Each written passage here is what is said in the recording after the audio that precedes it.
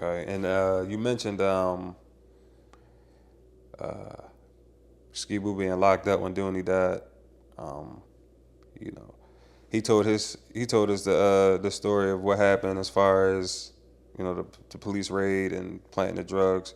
But from your perspective, take us through that day and what happened from the beginning. Shit, he had everything right beside the shit he was saying about me not taking the charge. Everything was accurate, but I'll tell you from my point of view, I was going to school. It was early in the morning. I was going to Corn at the time. I'm on the old side.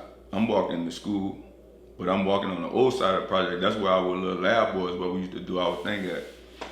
So as I'm walking, I hear like a lot of conversation, but I know where it's coming from. It's my partners up there. They up there doing their thing. So I goes up there. Now I'm supposed to be at school. I'm on my way to school. But that shit sidetracked me, so I go up there. Everybody up there, laughing, doing their thing.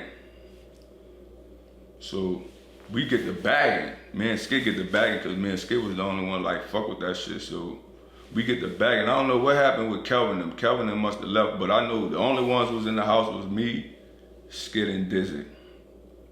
I think. Me, Skid, and Dizzy. So the first time, I don't know what happened, but I think somebody told us that they was down there. So what we did was, we ain't flushed it the first time. I remember Skid got the plate. Skid had the plate in his hand. Shit full of, like, you know what I mean? We go to the second floor. But where the police was, we can't just go down now because they gonna see us. So now we don't have another choice but to go back to the third floor. So we're in the house. Bro, we're in that house for about an hour and so. Them people still ain't come up there. I don't know what made them come up there, but eventually they come up there and they kick the door in. So we hadn't flushed everything.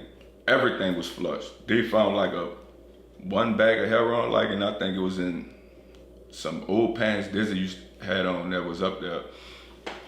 So they come up there, all that shit happened. Just like he said, they pulled him out the room, all that shit. But niggas don't know before that motherfucker was about to go out the window. Skip was about to jump out that third floor bathroom window, but he couldn't fit out. He couldn't fit in it. So they finally come in. They like, just like he said, they asked him questions, all that shit. And the trip part about this shit, I don't know, even when they accepted the charges, because it take 60 days for them to accept your charges. So when they accept the charges, me, Skit, and Mike, we thinking we gonna beat this shit, cause you can't put 7 grams of heroin on 3 people. That's what we thinking in our head. So it's we gonna try, we gonna beat this shit. It never was discussed about nobody taking no charge. So, and nobody wasn't taking no heroin charges, bro. Ain't no way, why would I, just put it like this, right? So say I take the charge, right? Now you go home. Them people do what they want to me now. Cause I'm telling them that it's mine now. Even though Sergeant them did that, I'm telling the prosecutor, whoever, it's mine. So them people, now they can do fit what they want to me. So now you go home, now I'm in a bad situation. So that whole situation was bad. That's why you can't blame nobody for that situation. Right. So that whole situation was bad. That man coming there with a whole quarter. Right. Ski said y'all had a conversation when I did the interview. He said it on the interview. I had a conversation, and he said that if you would have took the charge, you'd have got probation. He wouldn't have got 12 years. He said y'all sat next to each other. Y'all had a conversation, and he asked you what were you gonna do, and you said you was gonna Joseph. Man, I don't recall that shit never happening. Bro, for one, I was 17, bro. I don't know nothing about telling nobody I'm a Joseph. You gotta think, I'm 17, I'm facing, every time we go into court, my lawyer telling me I'm facing 10 or 15 years. His lawyer telling him he facing life. Mike's lawyer telling him he facing 10 or 15 years. And I'm talking about no convictions. So if I tell them people, hey, that's mine. Now you go home, everybody off, and now I'm looking crazy. So you was facing years. Yes. It wasn't just probation. Nah, it wasn't no probation, not for no heroin.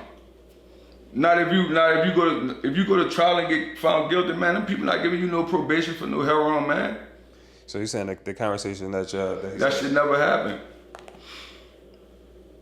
I don't recall it happening. Like I told him, like I said, like when I seen your video and he was like, he probably gonna call me like right after this. I called him, like I'm like, and it was a big misunderstanding. He was telling me that, like, you know what I mean, like he was talking to WAP and WAP was telling him that he was talking to me. That nigga never talked to me about that. Never, ever. What was your relationship with WAP back then? Did you have a good relationship? It was cool. WAP really had no relationship with none of us. None of us. He was pretty much for self. Is what I'm getting? He was like a selfish dude. WAP, that is. Basically.